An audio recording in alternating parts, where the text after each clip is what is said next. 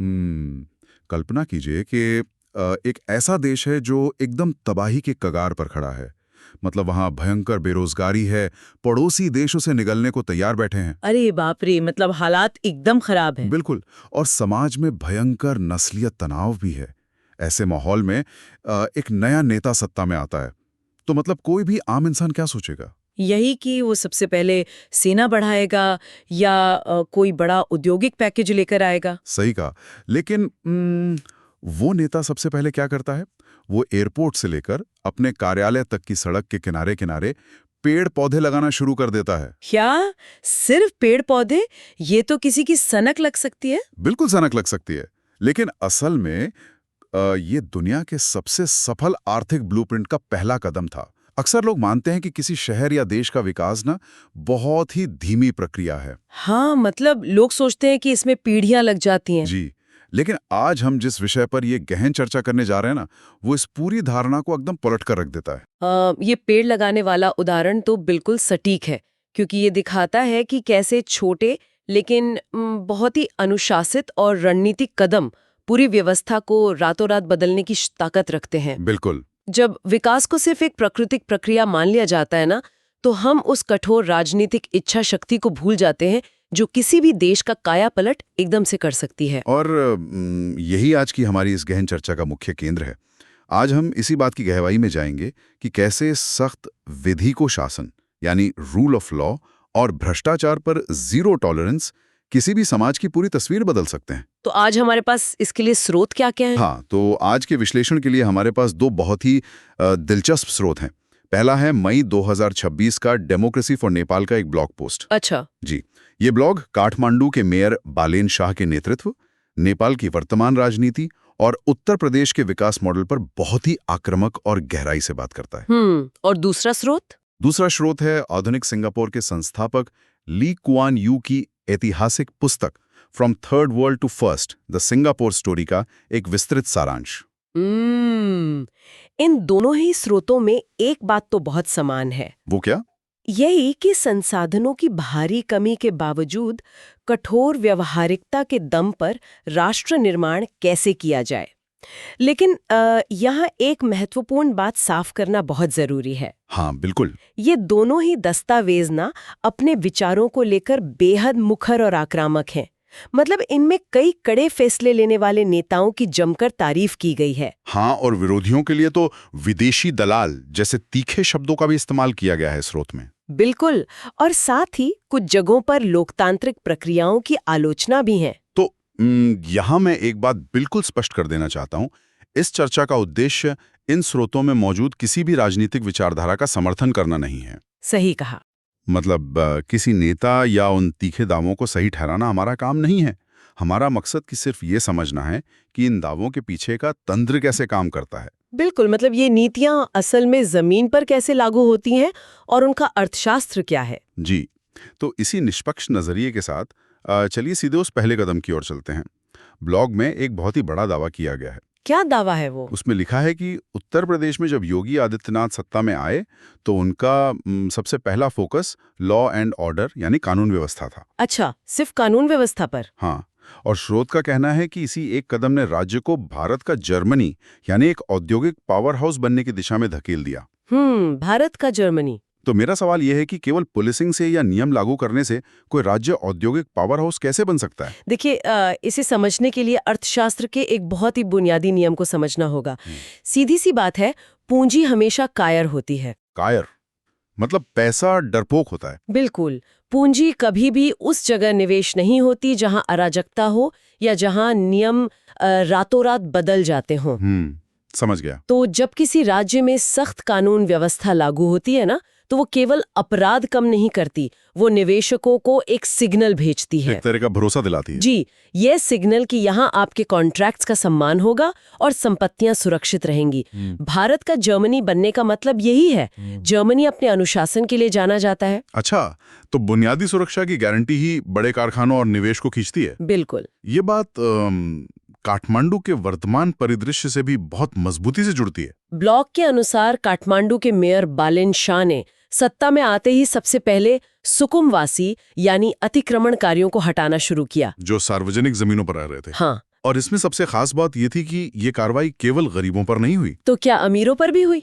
जी बिल्कुल, उन अमीर भूमाफियाओं पर भी की गई जिन्होंने सरकारी जमीनों पर कब्जा कर रखा था, और अब उन खाली कराई गई जगहों पर पार्क बनाए जा रहे हैं।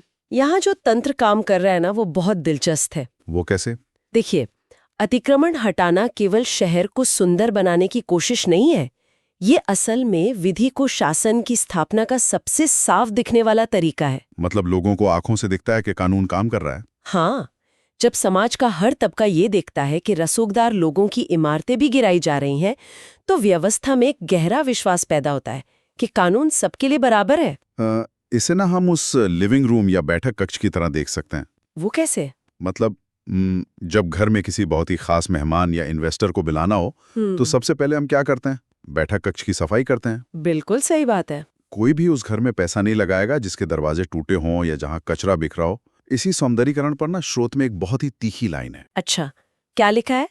ब्लॉक कहता है कि बिना पार्कों के कोई भी बड़ा शहर उस जगह के समान है जहां इंसान के मानसिक स्वास्थ्य को झाड़ा पखाला यानी डायरिया लग जाता है। अरे बाप रे, ये तो बहुत ही क्रूर टिप्पणी है। हाँ, पर मनोवैज्ञानिक रूप से काफी सच भी लगती है। बिल्कुल, शहरीकरण का मतलब सिर्फ कंक्रीट की इमारतें खड़ी करना नहीं होता।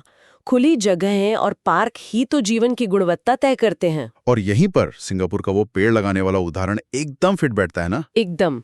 ली क्वान यू के पास कोई प्राकृतिक संसाधन तो थे नहीं, लेकिन उन्होंने ये तय किया कि जब कोई विदेशी निवेशक चंगी एयरपोर्ट से बाहर निकले तो उसे केवल साफ सुथरी सड़कें और हरियाली दिखें। यानी वो हरियाली केवल पर्यावरण के लिए नहीं थी। बिल्कुल नहीं, वो तो एक पूरी मार्केटिंग रणनीति थी। वाह, मतलब निवेशक के दिमाग में ये बात डालना कि जो प्रशासन इन पेड़ों की इतनी अच्छी देखभाल कर सकता है, वो प्रशासन उनके करोड़ों डॉलर के निवेश की भी देखभाल कर ही सकता है। ये आर्थिक विश्वास पैदा करने की बहुत सोची समझी रणनीति थी। सही कहा। विधि को शासन का मतलब सिर्फ पुलिस का गश्त लगाना नहीं है। हाँ, इसका असली मतलब ये है कि अगर देश का कोई पूर्व मंत्री भ्रष्टाचार करता है या कोई अरबपति हेराफेरी करता है, तो उसे भी वही सजा मिलेगी जो सड़क पर चोरी करने वाले को मिलती है। और जब ये समानता दिखती है, तभी विदेशी पूंजी सुरक्षित महसूस करती है। बिल्कुल। लेकिन यहाँ एक बड़ा विरोधाभास भी नजर आता है मुझे। कैसा विरोधाभास? अगर सड़कों को साफ करना और भ्रष्टाचार हटाना इतना ही फायदेमंद है, तो इसका इतना कड़ा विरोध क्यों होता है? कोई भी क्यों चाहेगा कि उसका शहर गंदा रहे? देखिए, विरोध इसलिए होता है क्योंकि पुरानी व्यवस्था से कुछ खास लोगों के हित जुड़े होते हैं। मतलब जो लोग सिस्टम का फायदा उठा रहे थे, तंत्र या विचारधारा की आड़ लेकर बदलाव का विरोध करने लगते हैं।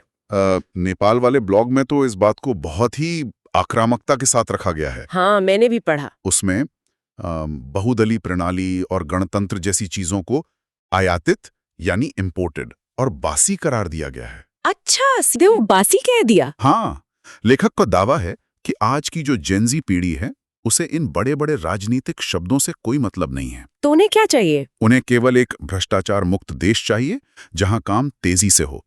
ब्लॉग में पुरानी व्यवस्था चाहने वाले नेताओं की बहुत आलोचना है। जैसे कि कोई उदाहरण? हर्क साम्पांग नामक एक नेता का जिक्र है। उन्हें चुनाव के दौरान विदेशी एजेंट तक कहा गया है। अरे बाप रे! और स्रोत में उन्हें उल्लू का पट्टा या मूर्ख तक करार दिया गया है। यह भाषा दिखाती है कि ध्रुवीकरण कितना चरम पर है। ये ध्रुवीकरण केवल वहीं तक सीमित नहीं है। अगर हम इतिहास देखें तो 1965 के सिंगापुर में ली क्वान यू ने भी ठीक ऐसे ही टकराव का सामना किया था। जब सिंगापुर मलेशिया से अलग हुआ था। हाँ, उस समय वहां 10% बेरोजगारी थी, भयानक दंगे हो रहे थे। तो ली क्वान यू ने क्या किया? उन्होंने पश्चिमी शैली के उदारवादी लोकतंत्र को सीधे खारिज कर दिया। मतलब उन्होंने तय किया कि पश्चिमी देशों वाली खुली आजादी उनके नए देश के लिए खतरनाक हो सकती है। बिल्कुल। उनका तर्क बहुत व्यावहारिक था। उनका मानना था कि अगर ऐसे नाजुक समाज में असीमित आजादी दे दी गई तो समाज केवल दंगों में उलझकर रह जाएगा। तो फिर उन्होंने इसे कंट्रोल कैसे किया? उन्होंने इसके लिए आंतरिक सुरक्षा अधिनियम का बेझिझक उपयोग किया। इसके तहत संदिग्धों को बिना ट्रायल के हिरासत में लिया जा सकता था। बिना ट्रायल के?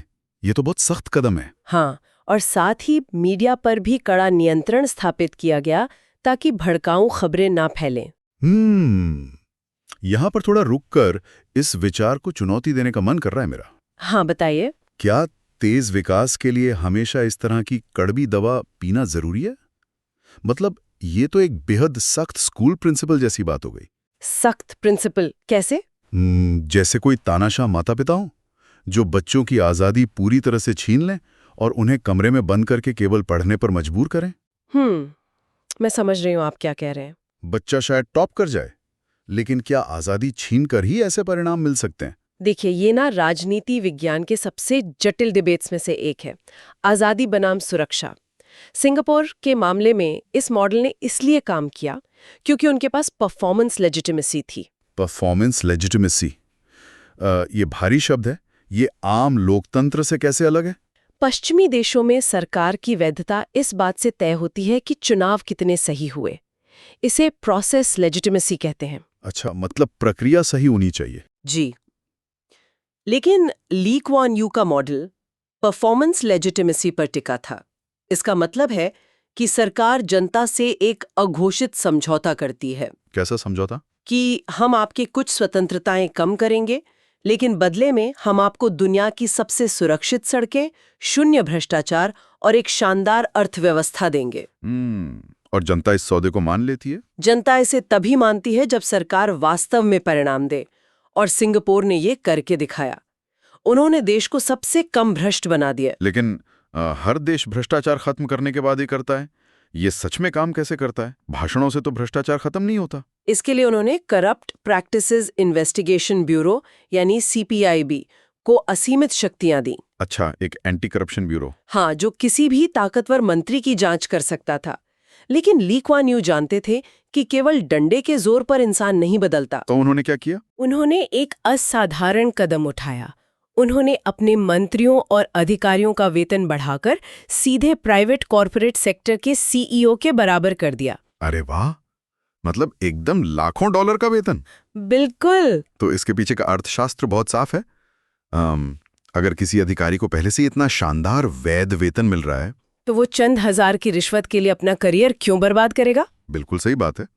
यानी भ्रष्टाचार करने की जो जरूरत है उसे ही सिस्टम से बाहर कर दिया गया। जी, वे किसी समाजवाद या पूंजीवाद के गुलाम नहीं थे।